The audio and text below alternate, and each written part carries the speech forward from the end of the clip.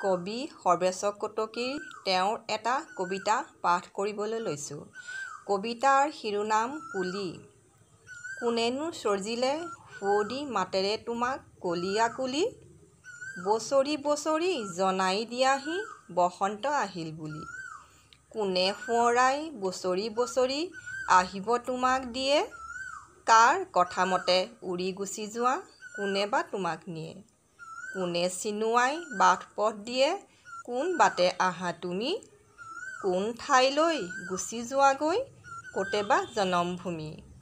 যেতিয়াই তুমি ভুমুকি মাৰাহি কোনোবা দেশৰ পৰা, গছ লটিকাই উঠে সাজি কাচি নৱ সাজ ধৰে ধৰা।